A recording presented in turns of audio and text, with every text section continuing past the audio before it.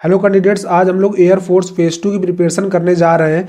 एक नई सीरीज मैंने स्टार्ट की है जिसका नाम है चलो बेलगाम सीरीज। तो इस सीरीज में हम लोग फेज 2 की फुल प्रिपरेशन स्टार्ट करने वाले हैं, वो भी 15 दिन में। पूरा हम लोग पूरा सिलेबस पढ़ेंगे, मतलब पूरा क्रैश कोर्स है 15 दिन का। इसमें मैं आपको 15 दिन में पूरा जो फेज 2 में जितना भी प्रोसीजर होता है, एसआरटी, डीएफटी, जीडी, हर चीज़ को क्लैरिफाई कराऊंगा और आपको हर चीज़ को बताने वाला हूँ। अगर आप कहीं कोचिंग में या किसी दूसरी जगह फीस इन्वेस्ट कर रहे हैं तो आप वो इन्वेस्ट करना बंद कर दीजिए। मैं आपको आज एकदम फ्री में हर चीज़ को, जितना भी मैंने जो फेस किया है, मैं आपको हर चीज़ बताऊंगा और उसके साथ साथ आपकी जीडी, एसआरटी, डीएफटी की प्रिपरेशन भी कराने जा रहा हूँ। ठीक है, तो आपको क्या करना है, वीडियो को शेयर कर देना है। जिनका भी फेज 1 क्लियर हो गया था और फेज 2 की प्रिपरेशन कर रहे हैं तो उनको वीडियो शेयर कर दीजिएगा और इस लीग के बारे में बता दीजिएगा, जिसमें मैं 15 दिन के अंदर आपका पूरा कोर्स कंप्लीट कराने वाला हूं। तो सबसे पहले आज हम लोग इस लीग में चैप्टर पढ़ने जा रहे हैं एसआरटी। एसआरटी आपको मालूम होगा, जनरली सिचुएशन रिएक्शन टेस्ट होता है। एसआरटी होता है सिचुएशन रिएक्शन टेस्ट। इसमें आपको 4 सिचुएशन दे दी जाएंगी,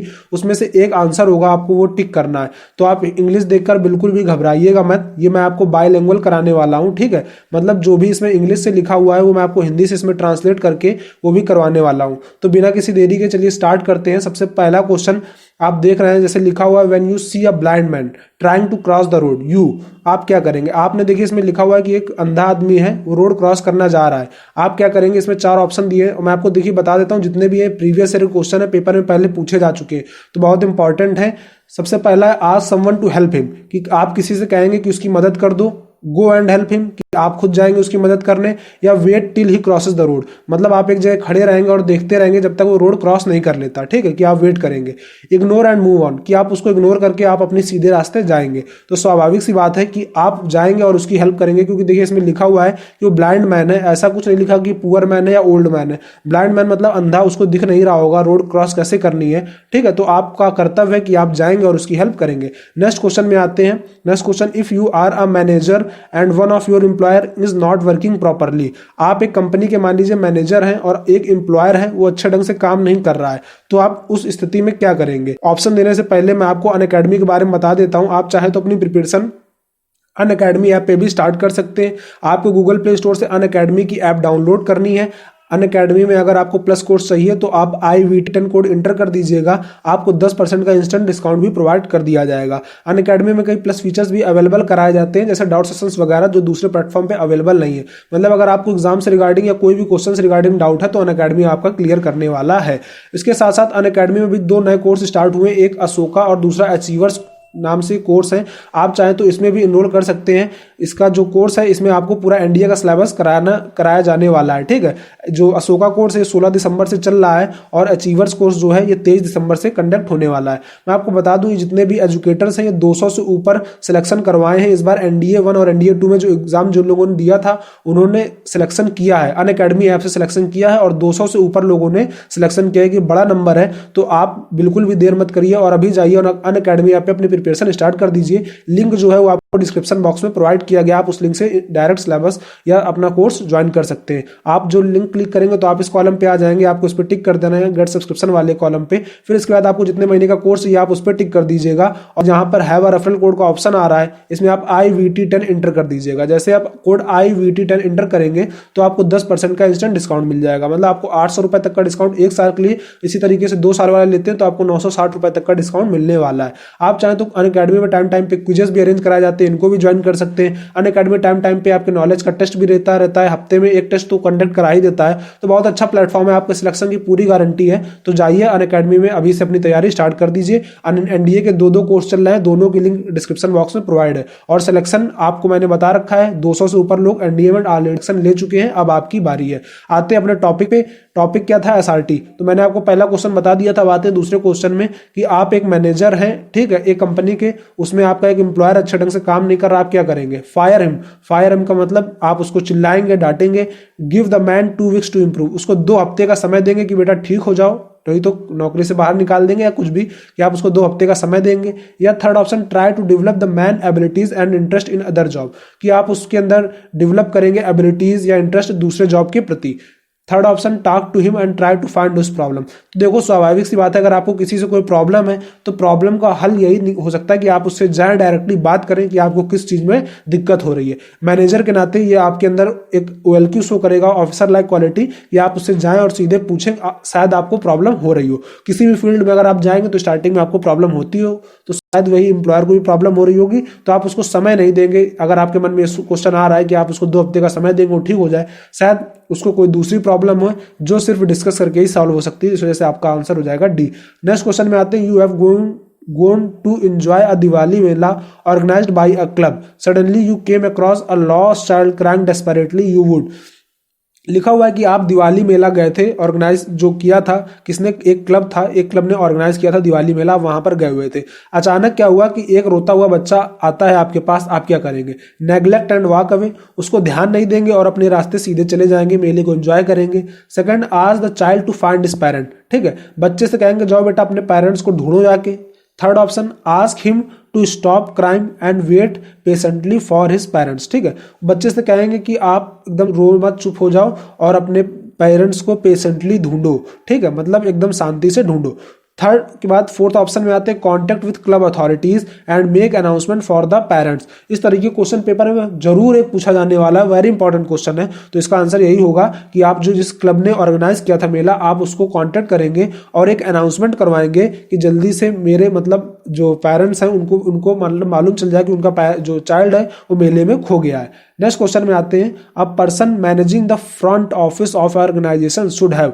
एक कोई ऑर्गेनाइजेशन है उसमें फ्रंट ऑफिस में एक कोई मैनेज कर रहा है, एक पर्सन है वो फ्रंट ऑफिस मैनेज कर रहा है, तो उसके अंदर कौन सी OLQ होनी चाहिए? ऑफिसर लाइक क्वालिटी होनी चाहिए, लीडरशिप, पर्सनालिटी, डिसिप्लिन, पेशेंस। तो चारों ऑप्शन आपको लगेंगे सही है, लेकिन मैं आपको बता दूं ऑप्शन केवल सी नंबर ही सही है, पेशेंस। क्योंकि देखिए कोई भी फ्रंट है ऑफिस का तो फ्रंट में ज्यादा ही लोग आते हैं, भीड़ होती है, तो आपको पेशेंटली काम करना है, मतलब धैर्य रख के काम करना है। The previous day of your interview your friend come and tell you the expert for the interview is very tough person. इस क्वेश्चन में कहा गया है कि आपका कल इंटरव्यू है, ठीक है, अभी आपका दोस्त इंटरव्यू देकर जस्ट आया है और उसने कहा जो इंटरव्यू ले रहा है वो बहुत ही टफ पर्सन है, मतलब बहुत ही कठिन इंटरव्यू ले रहा है, आप क्या करेंगे? 4 ऑप्शन दिया है। सबसे पहले आप स्टॉप प्रिपरेशन कर देंगे कि आप अपनी प्रिपरेशन रोक देंगे वहीं से कि भैया वो इंटरव्यू वाला बहुत तगड़ा इंटरव्यू ले रहा है।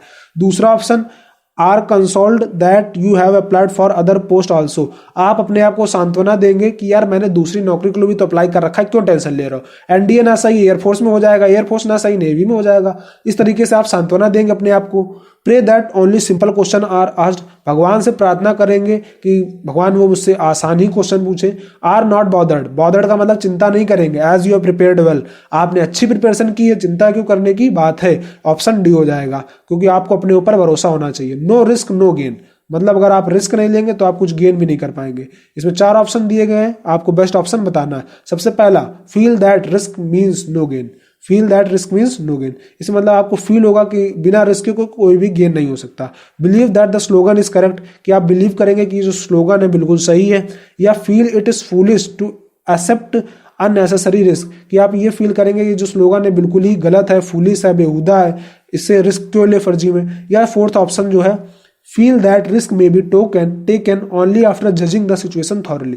ये करेक्ट आंसर है, ठीक है, कि जब आप कोई सिचुएशन को जज करेंगे, नहीं मुझको यहाँ तो आर पार करना है, आप एयरफोर्स में फेस 2 के लिए दौड़ने गए तो वहां आपको रिस्क लेना पड़ेगा, ठीक है, वहां आपको रिस्क लेना पड़ेगा अपने आप को प्रेजेंट करने के लिए, कि आपको मालूम है कि ये सिचुएशन दोबारा बार बार नहीं मिलने वाली, तो सिचुएशन को देख के आप जरूर रिस्क ले सकते हैं। तो option number D is correct answer.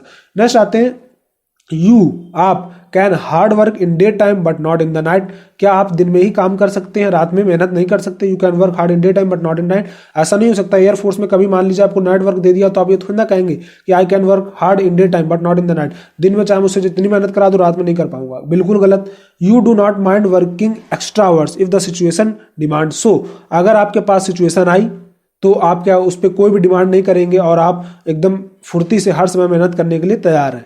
C option बात करते हैं, you are an early riser and go to bed, आप जल्दी सुबह उठते हैं और जल्दी बेड में जाएंगे। आप क्या कहेंगे, ये कहेंगे क्या कि भैया मुझे सुबह बहुत जल्दी उठना है, मैं जल्दी सो जाऊंगा। आप एयरफोर्स की नौकरी कर रहे हैं तो आप इस तरीके से नहीं कह सकते कि मैं सुबह जल्दी उठ जाऊंगा, मुझे सुबह जल्दी उठना है, मैं जल्दी सो जाऊंगा। मान लीजिए आपको रात में सर्जिकल स्ट्राइक करने जाना है, आप इस तरीके से नहीं कह सकते। You feel sleepy if you have work too late night, अब आपको नींद आ रही है जब आपको सर्जिकल स्ट्राइक के लिए जाना है, तो ये भी नहीं हो सकता। ऑप्शन बी इज करेक्ट है कि आपको अगर सिचुएशन पड़ी इस तरीके से तो आपको बिल्कुल भी माइंड नहीं करना और आपको एक्स्ट्रा आवर्स में काम करने के लिए हमेशा तत्पर रहना चाहिए। Option B is correct answer. Option 8 में आते हैं, मजा आ रही है कि नहीं आप कमेंट बॉक्स में जरूर बताइएगा, ठीक है।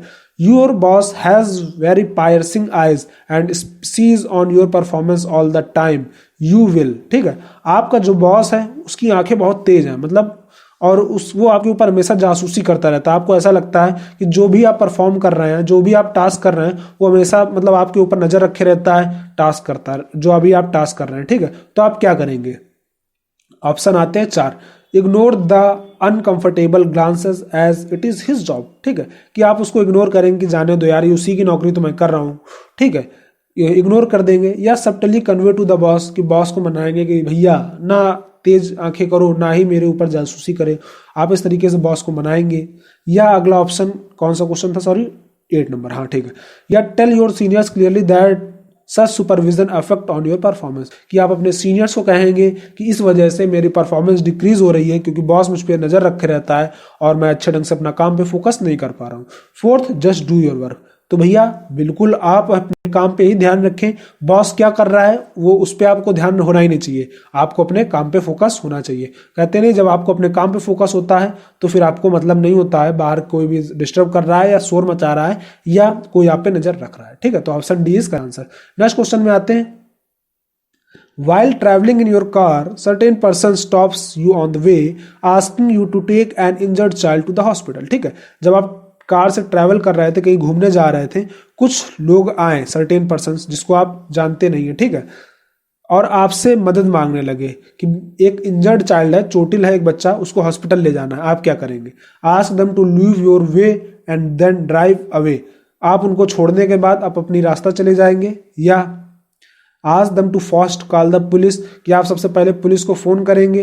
या immediately take the child to the hospital.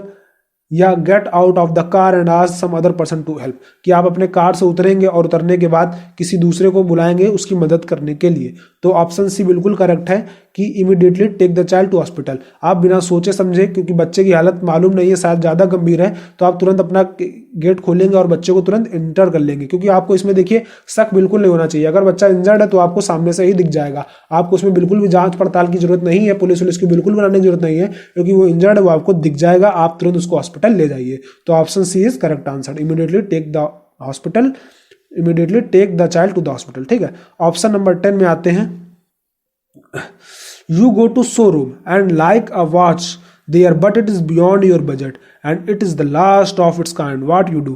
आप एक शोरूम में गए, आपको एक घड़ी दिखी, बहुत अच्छी थी आपको, लेकिन वो आपके बजट के बाहर थी, बियॉन्ड योर बजट, मतलब आपके पास मान लीजिए 100 रुपए थे लेकिन वो घड़ी जो थी 1000 रुपए की थी।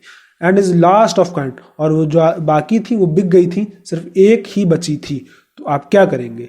What do?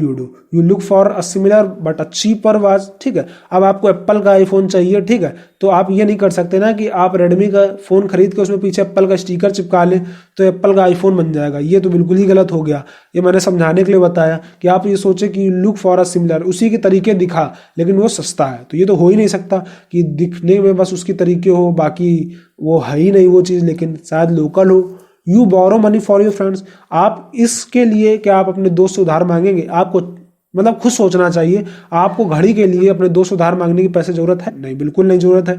You decide that you can afford it and let it be, ठीक है, आप यू कैन नॉट अफोर्ड, ठीक है, आप डिसाइड करेंगे कि मैं इसको अफोर्ड नहीं कर सकता, भैया ये मेरे बस की ना है, ठीक है, मेरे बजट से बाहर है, और जाने देंगे। जाने क्यों देंगे यार? जब किसी चीज़ को मुझे पसंद है तो उसको जाने नहीं देना है, ठीक है, पकड़ना है।